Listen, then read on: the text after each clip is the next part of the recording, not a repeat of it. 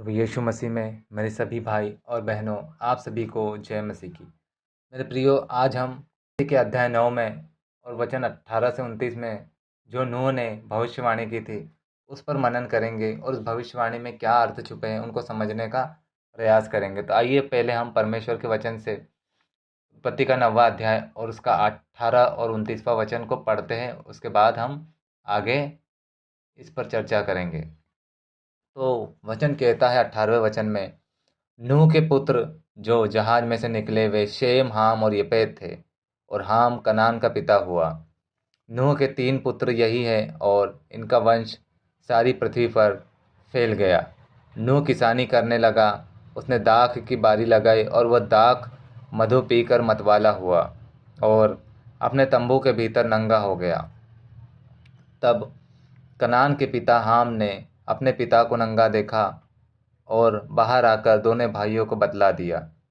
तब शेम और यपेत दोनों कपड़ा लेकर अपने कंधों पर रखा और पीछे की ओर उल्टा चलकर अपने पिता के नंगे तन को ढाँप दिया, और वे पीछे मुड़ किए बिना ही वापस चले गए और उन्होंने अपने पिता को नंगा नहीं देखा।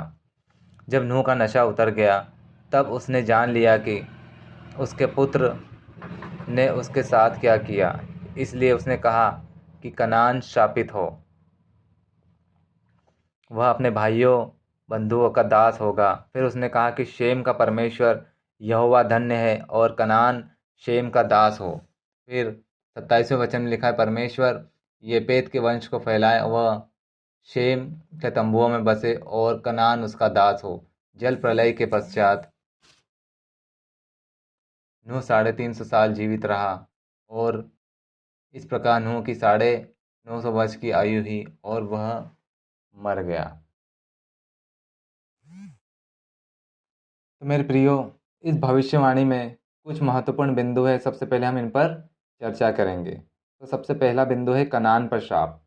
तो नूह ने घोषणा की, यानी क्या कहा कि कनान शापित हो, वो अपने भाइयों का दास होगा, जो कि उत्पत्ति के हम 25वें वचन में पढ़ते हैं। यह शाप विशेष रूप से हाम के पुत्र कनान को ही दिया गया था और यह कनानी जाति को प्रदर्शित करता है। फिर दूसरा क्या था, शेम को आशीर्वाद यानी ब्लेसिंग दी थी नूह ने। तो नूह ने शेम के परमेश्वर को आशीर्वाद देते हुए कहा कि धन्य हो यहोवा शेम का परमेश्वर, और कनान शेम का दास होगा, यानी कनान जिसे श्राप मिला था वो शेम का दास होगा, जो कि उत्पत्ति के 90वें अध्याय के 26वें वचन के अनुसार है। इसका तात्पर्य यह निकलता है कि कनान और उसके वंशज शेम के वंशजों की सेवा करेंगे। फिर तीसरा पॉइंट हमारे पास आता है यपेत को जो आशीर्वाद दिया था। नूह ने यपेत को भी आशीर्वाद देते हुए कहा कि परमेश्वर यपेत के राज्य का विस्तार करे, यपेत तंबुओं में रहे और कनान उसका दास हो, जैसा वचन 27 में लिखा है। इस आशीर्वाद से हमें यह पता चलता है कि यपेत के वंशज अपने क्षेत्र का विस्तार करेंगे और शेम के वंशजों के साथ सद्भाव में रहेंगे, जबकि कनान दोनों की सेवा यानी दासी और दास की तरह काम करेगा। तो मेरे साथियों, इस भविष्यवाणी की पूर्ति या फुलफिलमेंट कब हुआ? तो साथियों, नूह की भविष्यवाणी ऐतिहासिक रूप से बहुत विचित्र तरीके से पूरी हुई है और कई विषयों पर यह व्याख्या का विषय भी रही है। तो आइए सबसे पहले हम देखते हैं सबसे पहला पॉइंट, शेम के वंशज। तो मेरे साथियों, जो शेम के वंशज थे वो पारंपरिक रूप से सेमेटिक लोगों से जुड़ा है, यानी जो सेमेटिक लोग हैं ना, जैसे इजरायली लोग, जिनमें हिब्रू, अरब के लोग और पश्चिमी एशिया के लोग का समूह शामिल है।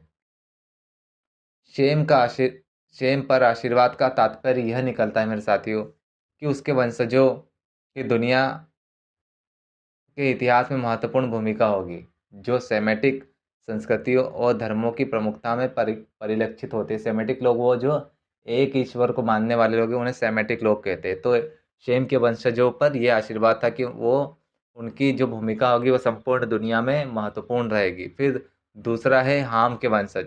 तो साथियों, हाम के वंशजों को अक्सर हम अफ्रीकी और मध्य पूर्वी लोगों के साथ कनेक्ट करके देखते हैं। कनान पर श्राप की व्याख्या कुछ लोगों द्वारा अटलांटिक में जो दास व्यापार के दौरान अफ्रीकी लोगों की गुलामी वाली प्रथा रही थी उसको सही ठहराने के लिए की गई थी, जिसका हिस्टोरिकल एविडेंस हमें मिलते हैं। हालांकि यह व्याख्या विवादास्पद भी है। नस्लवादी और विचारधाराओं नस्लवादी विचारधाराओं का समर्थन करने के लिए बाइबल के ग्रंथों का दुरुपयोग करने के लिए व्यापक रूप में इसकी आलोचना की गई, यानी इस प्रकार की चीज़ का बाइबल किसी भी तरीके से समर्थन नहीं करती। फिर तीसरा है यपेत के वंशज। तो साथियों, यपेत के वंशजों को पारंपरिक रूप से यूरोपियन लोगों के साथ जोड़कर देखा जाता है। यपेत पर आशीर्वाद से यह पता चलता है कि उसके वंशज अपने क्षेत्र का विस्तार करेंगे और शेम के वंशजों के साथ सद्भाव के साथ रहेंगे, और यह यूरोपियन संस्कृतियों के ऐतिहासिक प्रचार और सेमेटिक संस्कृति के साथ उनकी मेल मिलाप के रूप में भी देखा जाता है। तो साथियों, अब आते हैं हम जो गलत व्याख्याएं हुई है। तो शाप, हाम का शाप जो था एक विशेष रूप से विवादास्पद मुद्दा है, जो कि अटलांटिक दास व्यापार युग के दौरान इसका उपयोग अफ्रीकी लोगों की गुलामी को सही ठहराने के लिए किया गया था, और यह दावा करते हुए कि वे हाम के वंशज हैं और इस प्रकार दास होने के लिए श्रापित है। इस व्याख्या को नस्लवादी विचारधाराओं का समर्थन करने के लिए बाइबल के दुरुपयोग करने के व्यापक रूप से खारिज किया जाता है। तो साथियों, व्यापार जो ये लाइन है वो कुछ नस्लवादी विचारधाराओं ने उपयोग की थी कि वो लोगों को गुलाम बना के रख सके, समझ गए। तो इस प्रकार इस नूह की भविष्यवाणी का विश्लेषण हम खत्म करते हैं। तो साथियों, हमारे वीडियो को लाइक करें, सब्सक्राइब करें। सभी को जय मसीह की।